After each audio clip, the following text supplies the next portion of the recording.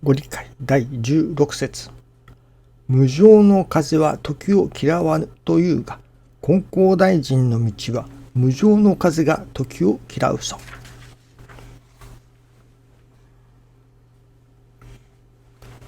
お道の信心は無常の世界の発見にある。難儀と感じること、助からん者も助けてもらうとき、神の心の奥ぞ知らるるときである。難儀と思われることも親愛とわかるまで大切にせねばなりません。神の心の奥ぞ知らるると師匠はこのミニゴニ会で申されておられます。今師匠に喜んでもらうその一年での出し物、そこに思いもかけぬような、力が発揮できるというのでしょうか。その神様のおかばいをいただくことができるということがありますけれども、それは師匠の誕生日の祝賀会での出し物を修行生の先生方が出された時のお話ですけれども、師匠に喜んでもらいたいというその一年、そこに神様が特別のお働きをくださる。ですからその師匠に喜んでもらいたいという一年をもって信心にも当たらせていただくことが大切だということだと思いますけれども、今朝新中記念の時に思わせていただきますのは、その手前が大切だと。いわばその師匠に喜んでもらいたいというその一年が起きる、そこまでの過程が大切なのだと。神様に喜んでもらいたい、神様に喜んでもらうための信心といったようなことも申しますけれども、あるいは親孝行の信心、親に喜んでもらいたい、いわば誰それに喜んでもらいたいということなのですけれども、その喜んでもらいたい、神様に喜んでもらいたい、師匠に喜んでもらいたいという前には、その前に師匠との良い間柄ができていなければならない。神様との良い間柄ができていなければならないということなのですね。例えば人間同士でもうあの人に喜んでもらいたいと思うとき、それはどういう人間関係にあるときかと。喧嘩をしている、いわゆる争いをあの人と争っている、その争いをしている相手の人に対してあの人が喜んでくれたらと言って何かをするでしょうか。もし本当に争っている相手の人に対してあの人が喜んでくれるならばという思いがあれば、その相手の言うことを聞いてあげて争いがなくなるはずですね。でもそれができないから争いが起こっている。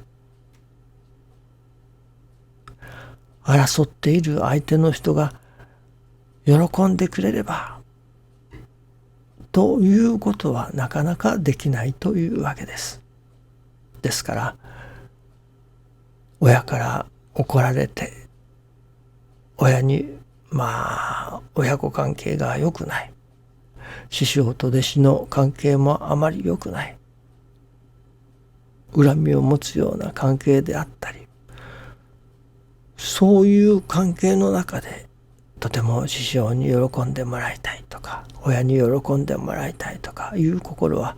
起きてこないというわけですね。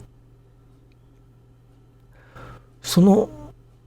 誰それに師匠に喜んでもらいたい、神様に喜んでもらいたいというその思いが育つ前には、その間に良い間柄ができていなければならない。まずその良い間柄ができるのが最初だというのですね。修行生として師匠のもとで共に暮らし、共に信心の研修研鑽をし合い、そこに良い間柄が生まれている。だからこそ師匠に喜んでもらいたいという思いも湧いてくるわけですね。同年心がある。また敬う心もある。もしこれが遠くに離れて、まだ会ったこともない、顔も見たこともないような人、そういう人に、この人に喜んでもらいたいなという思いが心底湧いてくるでしょうか。むしろ喧嘩をしているような人にそういう心はなかなか湧いてきませんね。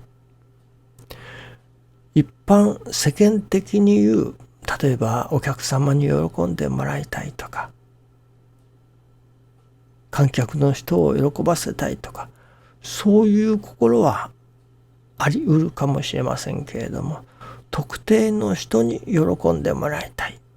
という心が湧いてくるためには、その特定としてと特定の人との特別の間柄ができておらねばなりませんね。神様のお心が分かって初めて、神様に喜んでもらいたいという心も湧いてくる。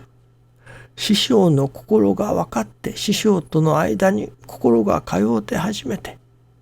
師匠に喜んでもらいたいという芸も精進もできるということですね。まずはじめにその良い間柄ができていなければならないのだと。神様に喜んでもらいたいという心が育つためには、まずは私どもと神様との間が良い関係ができていなければならないと。それはやはり神様のおかげを実感する。神様の私どももお守りくださるそのお働きを実感する。そこに初めて神様との間に良い間柄というものも生まれてくる、育まれてくるのではないでしょうかね。その神様と私どもとの間柄、良い間柄が育まれる、育むためにはどうしたらよいのか。私どもが手をこまねいて棚からぼたもち的なおかげを待っていても、その間柄が出来上がるとは思えませんね。1回か2回くらいならば棚からぼたもち的なおかげがいただけれるかもしれませんけれども、それだけでは良い間柄はできません。こちらからの精進努力もやはり必要だと思います。それは私どもに身の上に起こってくるその一つ一つの成り行きを